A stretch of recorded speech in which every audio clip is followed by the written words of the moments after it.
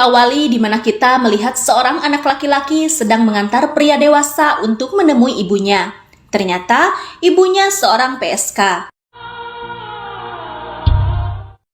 Di sisi lain, seorang anak perempuan bernama Fasuda mendapati ibunya menikah lagi. Tetapi ayah barunya berniat melecehkannya. Beruntung, dia bisa meloloskan diri. Di malam hari, anak laki-laki tadi merasakan lapar di perutnya. Dia mencari-cari makanan, dan ketika dia hendak melahapnya, ibunya datang sambil membawa pelanggan. Pelanggan ibunya berkata, jika dia akan membayarnya murah karena dia telah memiliki anak. Sontak saja, ibunya marah dan dia pun mengusir anak itu, karena dianggap telah merusak bisnisnya.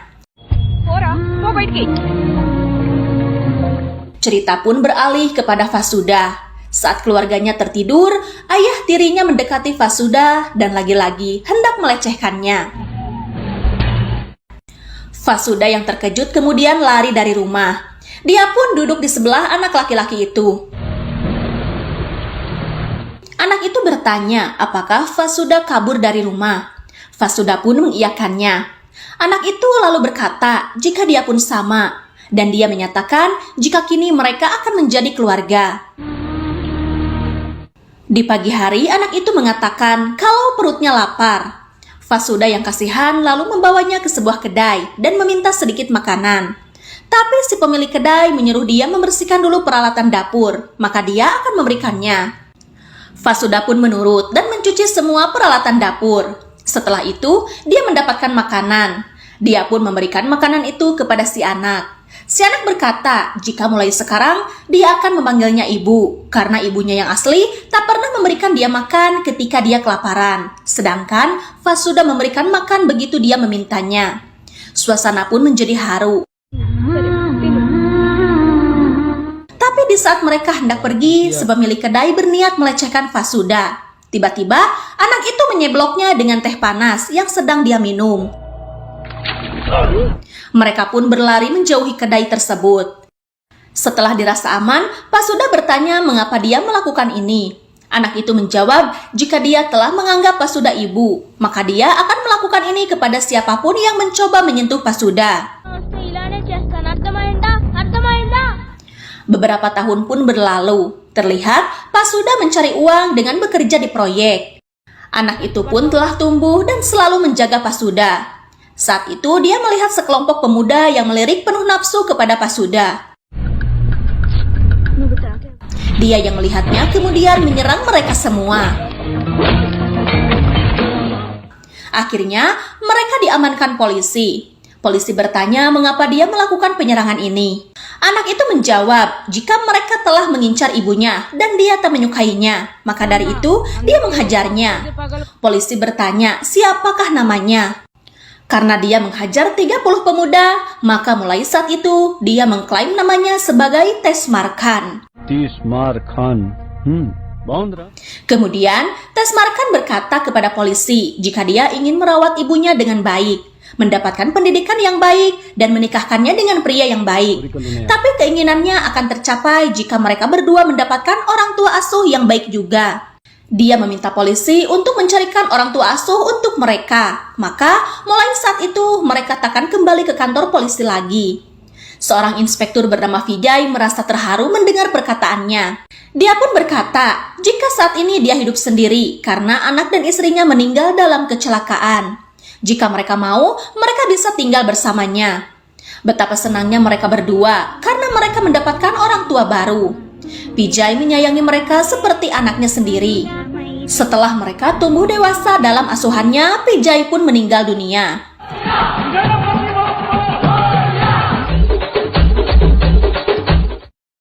Tesmar Khan tumbuh menjadi pemuda ganteng yang unyu-unyu dan terlihat dia sedang asik menari di perayaan Dewa Ganesha. Sedangkan Fasuda kini telah menikah dengan seorang pria bernama Chakri. Suatu ketika, berita televisi menayangkan beberapa orang yang kehilangan keluarganya. Mereka mengatakan jika polisi diam saja dengan hilangnya keluarga mereka. Seorang menteri dalam negeri bernama Rangarajan mempertanyakan kinerja kepolisian dalam menanggapi kasus ini. Seseorang dari mereka berkata, jika yang mereka hadapi adalah seorang monster yang terlahir dalam wujud manusia. Namanya adalah Gija. Bisnisnya meliputi perampasan uang, tanah dan properti, perdagangan wanita, klub malam, perjudian, dan banyak lagi bisnis ilegal lainnya. Dia tak segan melenyapkan siapapun yang menentangnya sekalipun pejabat pemerintah. Maka dari itu, tak pernah ada keluhan terhadapnya. Mendengar hal itu, Rangarajan murka. Dia ingin Gija ditangkap bagaimanapun caranya, beserta orang-orang yang bernaung di bawahnya. Tiba-tiba, Gija menghubunginya. Dia berkata jika sebagian polisi di sana adalah anak buahnya dan bukan hal yang sulit untuk Gija mendapatkan informasi. Tetapi Rangarajan tak takut dengan hal itu. Dia malah meminta Gija keluar dari persembunyiannya jika Gija berani. Gija pun murka dan ngajorowo. Akhirnya, kepolisian menangkap semua orang-orang yang bernaung di bawah perintah Gija. Sayang, Gija tak tinggal diam. Dia pun mengincar Rangarajan dan membuatnya celaka.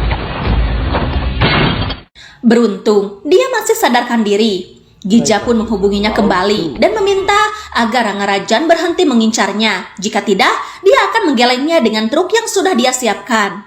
Karena takut, Rangarajan pun menurutinya. Dia yang syok kemudian pingsan.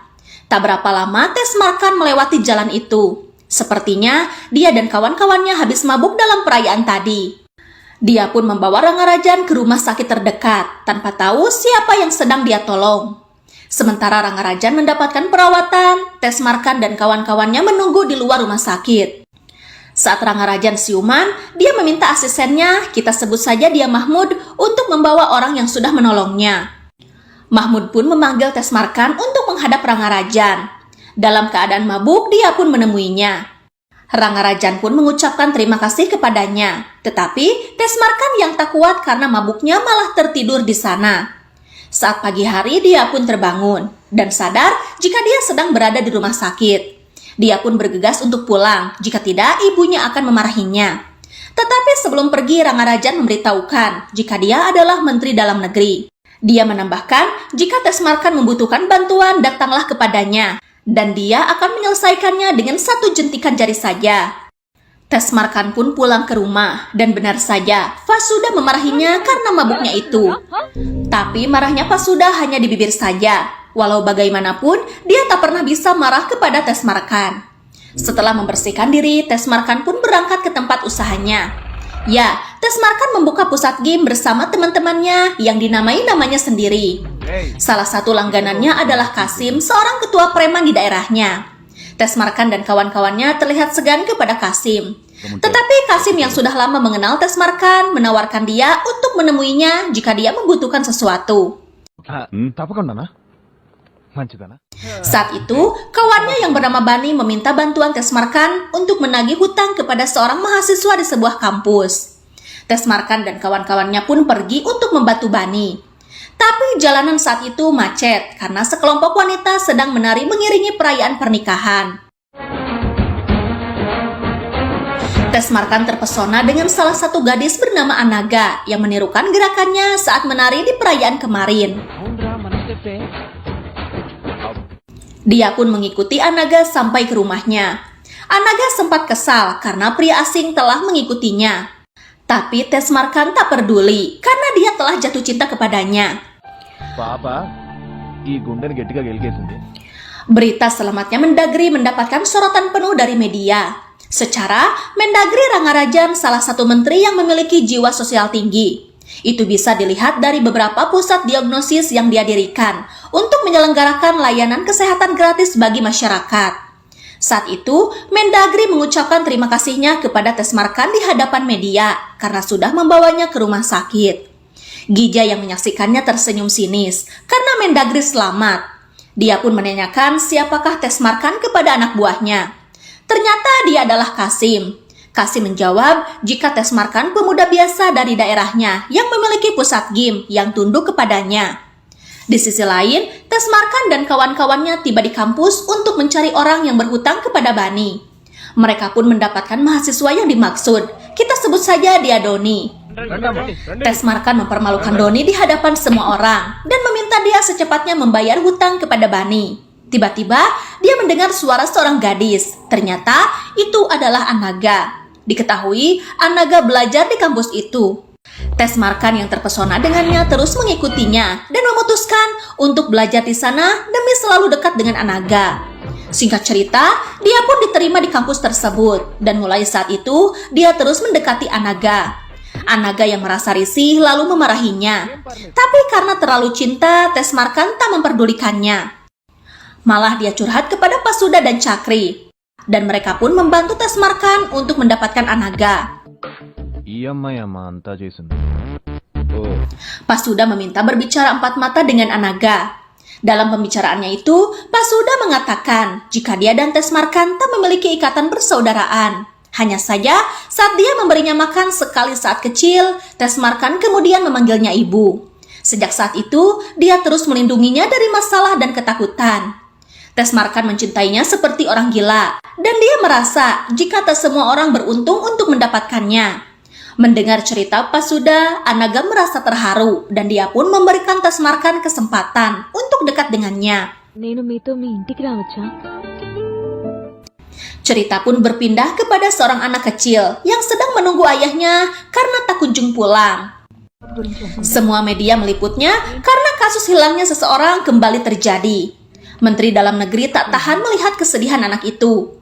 Dia yang tak bisa melakukan apa-apa kemudian memiliki ide untuk menangkap Gija. Di sisi lain, Gija didatangi dua orang pria. Mereka ingin meminta bantuan Gija untuk melancarkan proyeknya yang senilai 30 miliar. Gija bersedia dengan meminta imbalan 3 miliar dari proyek tersebut. Sontak saja, mereka tak mau dan berniat untuk meminta bantuan pemerintah. Gija yang tak mau ditentang siapapun kemudian menghabisi mereka berdua. Hari itu Chakri terlihat gelisah. Hal itu membuat Tesmarkan panik karena takut terjadi apa-apa kepada Pasuda. Tapi kegelisahan Chakri hanyalah untuk mengeprank Tesmarkan karena Pasuda dinyatakan hamil. Hal ini membuat mereka bahagia. Tetapi Tesmarkan bertanya, mengapa ibunya dibawa ke pusat diagnosis, bukannya ke puskesmas? Chakri menjawab, jika saat Pasuda pingsan dia panik, maka dari itu dia membawanya ke pusat layanan kesehatan terdekat ini. Tiba-tiba, Tesmarkan mendapatkan telepon. Dia terlihat panik dan meminta Chakri untuk membawa Pasuda pulang ke rumahnya. Terlihat Tesmarkan datang ke pusat gymnya. Dia mendapati kawan-kawannya babak belur dan tempatnya berantakan. Ternyata yang melakukan itu semua adalah Doni yang tak terima dipermalukan Tesmarkan di kampus tempo hari. Bani mengatakan jika dugaannya mereka akan pergi ke rumah Tesmarkan. Mendengar hal itu, Tesmarkan bergegas pulang karena takut terjadi apa-apa kepada Pasuda. Benar saja, saat sampai di rumah dia pun mendapati Pasuda duduk terdiam. Kemudian Anaga pun menceritakan jika Doni dan kawan-kawannya baru saja menyerang mereka.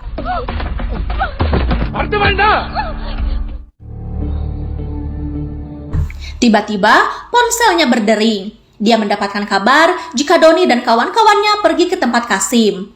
Saat itu juga anak buah Kasim mendatanginya. Mereka meminta Tesmarkan menghadap Kasim. Walaupun Pasuda melarang, tapi Tesmarkan tetap pergi. Singkat cerita, Tesmarkan pun bertemu Kasim. Kasim meminta Tesmarkan melupakan semua perbuatan anak buahnya yang telah merusak gymnya. Tesmarkan menjawab jika dia tak masalah dengan tempat gymnya. Tapi yang jadi masalahnya, mereka mengganggu ibunya.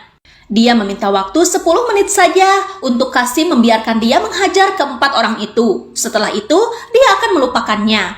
Tapi Kasim tetap melarangnya dan mengusir dia. Tesmarkan pun pergi. Tapi dia kembali sambil membawa palu dan menghajar semua orang yang ada di sana termasuk Kasim.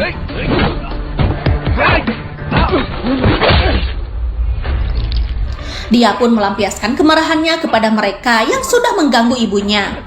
Setelah puas, dia meminta maaf kepada Kasim karena Kasim ikut babak belur. Dan bongana, si Kasim menghalanginya.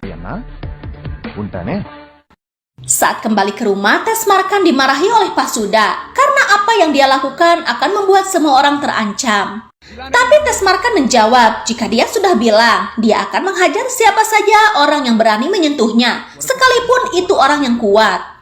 Kasim mengadu kepada Gija jika dia dikalahkan oleh Tesmarkan. Tapi Gija malah tertawa karena kemarin Kasim mengatakan jika Tesmarkan tunduk kepadanya. Di rumah, Anaga menghampiri Tesmarkan yang sedang gelisah karena dibawidan oleh Pasuda. Anaga berkata jika apa yang dilakukannya salah, tapi Tesmarkan malah menampilinya. Dia berkata jika Anaga tak bisa memahami isi hatinya, dan dia pun mengusirnya. Saat itu Pasuda datang. Tesmarkan meminta ibunya tak balik lagi, karena apa yang dia lakukan terjadi begitu saja. Dia tak bisa membiarkan orang menyakitinya. Pasuda mengerti dan dia memakluminya. Dia meminta Tesmarkan meminta maaf kepada Anaga yang menjadi korban pelampiasan kekesalannya. Tesmarkan pun menemui Anaga dan meminta maaf kepadanya. Mereka pun baikan dan saling berpelukan. Tapi saat itu dia diserang dengan lemparan botol oleh sekelompok pria. Beruntung, polisi datang dan kelompok itu pun pergi. Tapi sayangnya polisi malah menangkap mereka berdua karena menganggap mereka berbuat mesum di sisi jalan.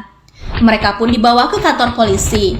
Tesmarkan digebukan di dalam sel, tapi dia tak sedikit pun oyag. Saat itu, Gija datang didampingi Kasim. Gija memperingatkan Tesmarkan untuk tidak melakukan hal ini lagi kepada anak buahnya. Jika tidak, dia akan memberikan rasa sakit yang begitu dalam kepadanya. Tesmarkan menjawab jika dia menunggu apa yang akan Gija lakukan. Gija pun tersenyum sinis dan meminta polisi untuk melepaskannya. Singkat cerita, dia pun pulang ke rumah. Dia heran mengapa banyak orang di rumahnya. Yang ternyata setelah diamati, dia melihat Pasuda terbujur kaku. Cakri yang tak berdaya pun mengatakan jika Pasuda telah meninggal. Tesmarkan pun terkejut. Kemudian Cakri pun menceritakan apa yang terjadi. Saat Pasuda sedang beberes, sekelompok orang datang. Mereka mengklaim jika mereka adalah utusan Gija dan menghabisi Pasuda dengan keji. Tesmarkan yang dibakar amarah kemudian mendatangi kediaman Gija. Awalnya dia mampu menghajar semua anak buah Gija. Tetapi saat Gija melawannya, dia pun kalah. Setelah tak berdaya, Gija menyuruh anak buahnya membuang tubuh Tesmarkan di dekat rumahnya. Terlihat jenazah Pasuda pun siap dikremasi.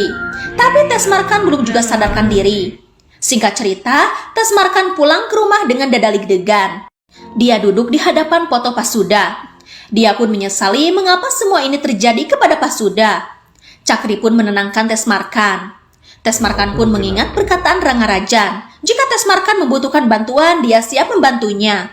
Tesmarkan pun mendatangi Rangarajan dan menceritakan semua yang terjadi kepada ibunya. Dia berkata jika dia ingin sekali membunuh Gija, orang yang telah menghilangkan nyawa ibunya. Di sana Rangarajan merasa jika tujuannya sama, yaitu menangkap Gija. Dia pun menjadikan Tesmarkan sebagai seorang polisi agar dia lebih leluasa menciduk Gija. Dia menunjuk sahabatnya yaitu Balu untuk mendampinginya. Mula-mula mereka menangkap Doni dan kawan-kawannya. Setelah itu Tesmarkan menangkap semua anak buah Gija yang menjalankan bisnis ilegalnya. Dia menyiksa mereka semua tanpa ampun. Dan setelah puas, dia pun melepaskannya. Tapi Doni dan kawan-kawannya tak dibebaskan. Mereka berkata jika mereka pun ingin bebas. Tesmarkan ingin mereka melakukan sesuatu. Jika mereka mau, dia akan membebaskan mereka. Singkat cerita, mereka pun bebas dan menemui Kasim. Kasim senang mereka bebas dan berjanji akan membalas perlakuan Tesmarkan kepada mereka semua. Tapi Doni mengatakan jika Tesmarkan tak kenal takut, malah dia menyuruh mereka untuk membunuh Kasim. Kasim terkejut dan tanpa basa-basi, Doni pun menembak Kasim. Saat Kasim sekarat, Tesmarkan datang dan menembak Kasim sekali lagi hingga modiar. Kemudian Tesmarkan melakukan jumpa pers. Dia mengatakan di hadapan media jika Doni dan kawan-kawannya telah mengaku kalau mereka sudah membunuh Kasim atas perintah Gija. Mereka pun membenarkannya dan mengarang cerita jika Kasim dan Gija baru-baru ini sedang berselisih. Kemudian Tesmarkan pun menambahkan jika dia memiliki 40 kasus lagi yang bersangkutan dengan Gija. Itu lebih dari cukup untuk menangkap Gija. Dan masalah keempat pemuda ini, dia akan menghukumnya dengan pasal yang berlaku. Mereka pun terkejut karena Tesmarkan telah berjanji akan melepaskannya jika mereka bersedia mengakui perbuatan mereka. Tesmarkan pun mendatangi rumah Gija. Dia pun mendapatkan telepon dari Gija. Gija memberitahu kalau dia bukanlah penjahat yang selalu diam di tempat. Tesmarkan dan Rangarajan mencari cara agar Gija keluar dari persembunyiannya. Siang itu, Tesmarkan bertemu dengan Anaga untuk ngopi bareng di sebuah kafe. Saat Anaga pulang, beberapa pria menculiknya. Ternyata mereka membawa Anaga ke tempat Gija. Tetapi saat itu Tesmarkan datang. Ternyata itu rencananya untuk mencari tahu tempat persembunyian Gija. Tanpa banyak cincong, dia pun membabat habis anak buah Gija.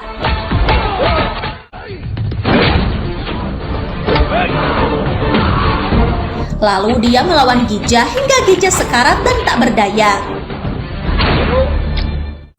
Tesmarkan berkata jika Gija akan hidup kalau dia tak membunuh ibunya. Gija menjawab jika dia tak pernah membunuh ibunya. Kemudian dia pun modiar. Tesmarkan merasa heran mengapa Gija tak mengakuinya. Dia pun mencoba membangunkan Gija. Tapi Gija yang telah modiar tak mungkin bangun lagi. Yang akhirnya dia pun menembak Gija untuk melampiaskan kekesalannya. Tesmarkan mabuk untuk menghilangkan stresnya hingga dia tersadarkan diri. Chakri yang melihatnya membawa dia ke dalam rumah dan merawatnya. Dalam tidurnya, dia bermimpi jika seseorang menawarkan untuk memasangkan CCTV di rumahnya. Seketika itu, dia terbangun dan segera mencari CCTV terdekat yang mengarah ke rumahnya. Dia pun menemukannya dan memutar rekaman CCTV di hari ibunya terbunuh. Terlihat ada sebuah mobil datang. Chakri diam-diam menghampiri mobil itu dan mengambil sebuah tas. Setelah itu, dia tak menemukan pergerakan apapun di rumahnya. Tesmarkan terdiam memendam amarahnya. Saat Chakri datang, dia bertanya mengapa Chakri membunuh Pasuda. Chakri tak mengerti mengapa Tesmarkan bicara ngawur seperti itu. Tapi Tesmarkan kekeh meminta Chakri mengakui pembunuhan itu. Karena terus ditekan, Chakri pun menyerang Tesmarkan. Tesmarkan pun balik menyerang dan menghajar Chakri habis-habisan. Karena muak, Chakri pun mengakuinya jika dialah pembunuh Pasuda yang sebenarnya.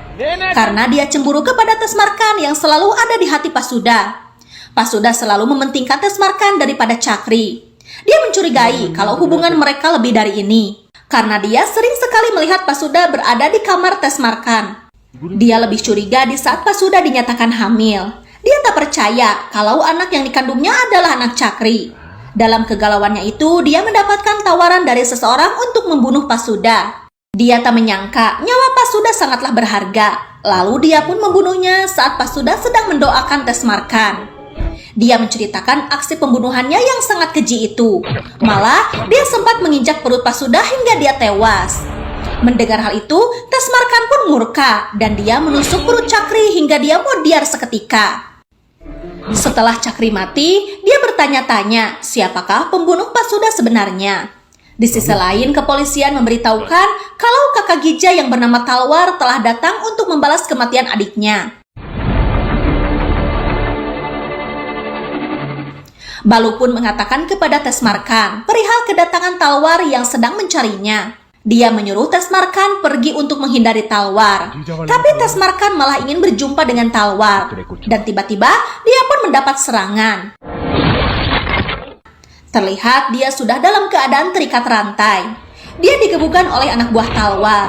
Saat itu Talwar datang dan dia pun menghajar Tesmarkan habis-habisan. Saat itu terlihat seseorang datang. Ternyata dia adalah asisten Mendagri Rangarajan yaitu Mahmud. Dia memberikan uang kepada Talwar dan berkata jika dia akan mengurus sisanya. Saat itu Mahmud melihat kalau Tesmarkan belum mati. Dia meminta Talwar untuk segera menghabisinya karena dia takut kalau dia ketahuan. Talwar memintanya untuk mempercayakan Tesmarkan kepadanya jika sebentar lagi dia akan membunuhnya. Mahmud pun akhirnya pergi. Talwar menawarkan agar Tesmarkan menyatakan permintaan terakhirnya sebelum dia membunuhnya. Tesmarkan hanya ingin dia diberi waktu 10 menit saja. Setelah itu, Talwar boleh membunuhnya. Talwar pun mengizinkannya dan meminta anak buahnya untuk membunuh Tesmarkan dan mengirim videonya ke WhatsApp. Talwar pun pergi, sedangkan anak buahnya menunggu waktu 10 menit untuk bisa membunuh Tesmarkan. Akhirnya waktunya habis. Mereka hendak membunuh Tesmarkan. Tapi karena teman SD Mimin jagoannya gak ketulungan, dia pun malah balik menghajar mereka semua.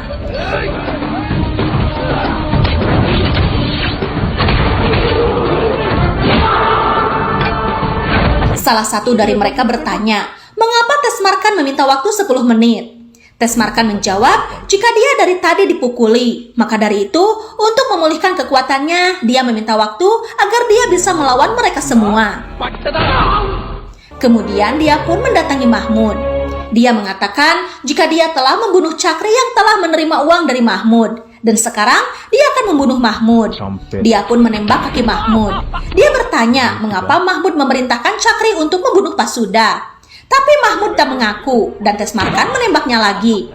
Kemudian dia mengancam akan membunuhnya. Saat itulah Mahmud menceritakan semuanya. Jika kematian Pasuda adalah perintah Mendagri Rangarajan untuk menghasilkan berlian. Tesmarkan tak mengerti apa yang Mahmud katakan. Mahmud berkata jika Rangarajan memiliki bisnis berlian sintetis dan itu dihasilkan dari abu jenazah seseorang yang memiliki golongan darah tertentu. Maka dari itu, Rangarajan memiliki banyak pusat diagnosis dengan kedok pelayanan kesehatan. Padahal dia mencari orang yang mempunyai golongan darah langka yang akan bisa menghasilkan berlian sintetis itu. Dia tahu jika Pasuda memiliki golongan darah langka dari pusat diagnosisnya karena Pasuda pernah dibawa ke sana. Maka dari itu, dia membuat Pasuda mati agar abu kremasinya bisa dia dapatkan. Malah sampai saat ini, lebih dari 40 orang sudah menjadi korban Rangarajan. Dan dari situ, dia bisa mendapatkan puluhan miliar bahkan ratusan miliar. Karena kebanyakan orang luar negeri percaya kalau memakai berlian dari orang yang sudah mati, itu akan melindungi mereka dari bahaya. Maka dari itu, Rangarajan bisa mendapatkan uang dengan memanfaatkan keyakinan tersebut. Lalu Tesmarkan bertanya, mengapa Rangarajan ingin sekali menangkap Gija? Mahmud pun berkata, jika Rangarajan dan Gija dulunya partner bisnis tersebut, tapi mereka berselisih paham karena pembagian jatah penjualan. Gija ingin sekali melenyapkan Rangarajan, begitupun sebaliknya. Dan untuk membuat Gija lenyap tanpa mengotori tangannya, Rangarajan merencanakan pembunuhan Pasuda atas nama Gija. Karena dia tahu kalau Tesmarkan pria yang tak takut apapun jika menyangkut ibunya. Tesmarkan pun bertanya lagi, lalu mengapa tadi dia memberikan uang kepada Talwar? Mahmud menjawab jika dia disuruh Rangarajan, dan sebenarnya Talwar bukanlah kakak Gija, melainkan rekayasa Rangarajan untuk membunuh Tesmarkan. Jika Tesmarkan mati, publik akan mengira jika Talwar balas dendam atas kematian Gija. Mahmud pun menyuruh Tesmarkan untuk ke rumah Rangarajan jika Tesmarkan tak percaya dengan omongannya. Setelah mendapatkan pengakuan dari Mahmud, Tesmarkan pun menembaknya sekali, tapi dia tak mati. Dia pun memberitahukan kepada Rangarajan jika Tesmarkan sudah mengetahui semuanya dan sedang menuju ke sana. Benar saja, malam itu Rangarajan sedang merayakan ulang tahun terakhirnya dengan mengundang Talwar dan anggota kepolisian yang mendukungnya. Mengetahui jika Tesmarkan akan datang, dia memerintahkan anak buahnya untuk menyudahi pesta dan bersembunyi di beberapa tempat untuk menembak Tesmarkan jika dia tiba. Singkat cerita, Tesmarkan pun tiba dan segera mereka menembakinya. Tubuhnya kemudian dibawa ke hadapan Rangarajan. Dia senang kalau Tesmarkan sudah mati. Dia pun mengungkapkan kegembiraannya dengan berkata, jika Tesmarkan tak tahu kalau selama ini dialah yang menciptakan semua permainan. Dia pun mulai ngecapruk dengan menyatakan jika dia membuka pusat diagnosis hanya untuk keuntungannya sendiri, dan masyarakat menganggapnya itu adalah kebaikan. Dia menambahkan jika dia menjadikannya polisi hanya untuk menyingkirkan Gija, karena yang mampu melakukan itu adalah Tesmarkan. Dia terlihat senang dan mengaburkan uang hasil bisnis berlian sintetis itu. Di sisi lain, anak buah Rangarajan mengobrol sambil minum-minum. Mereka memuji satu sama lain kalau tembakannya sangat bagus. Tapi mereka semua tak mengaku telah melepaskan tembakan. Malah mereka mengira jika salah satu dari merekalah yang menembak Tesmarkan. Mereka pun bingung dan bertanya-tanya siapakah sebenarnya yang menembak Tesmarkan. Akhirnya cerita pun kembali kepada Tesmarkan yang tahu jika Mahmud menghubungi Rangarajan dan memberitahukan jika dia akan ke sana. Untuk itu dia memasangi tubuhnya dengan tembakan palsu. Tesmarkan pun bangkit dan dia mencekik Rangarajan. Talwar membantunya dengan menyerang Tesmarkan dan mereka pun adu jotos.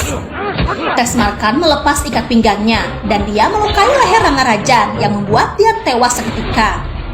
Tesmarkan pun berhasil melawan Talwar dan membuatnya modiar juga. Keesokan harinya, dia pun melakukan jumpa pers dengan anak buah Rangarajan yang jadi tahanannya. Dia meminta mereka mengatakan apa yang terjadi kepada Mendagri Rangarajan dan juga Talwar. Lalu salah satu dari mereka menyatakan jika Mendagri membunuh Gija dan Talwar datang untuk membalas Mendagri. Lalu terjadilah perkelahian di antara mereka dan mereka saling menikam hingga Malalodiar. Tesmarkan pun menambahkan jika pernyataan itu sudah cukup untuk menjawab alasan kematian Mendagri. Dia sebagai inspektur polisi hanya bisa mengatakan turut bersimpati dan kehilangan atas kematian Rangarajan, seorang menteri yang baik hati. Setelah masalah itu selesai, dia pun terlihat mengadopsi anak perempuan yang telah kehilangan ayahnya. Dia pun membuatnya belajar di asrama dan menanggung semua biayanya. Setelah itu, Anaga mempertanyakan uang yang ada di rumah Mendagri. Tesmarkan pun mengatakan jika dia telah membagikannya kepada semua korban yang Rangarajan renggut nyawanya. Tesmarkan dan Anaga pun berencana untuk menikah dan film pun berakhir.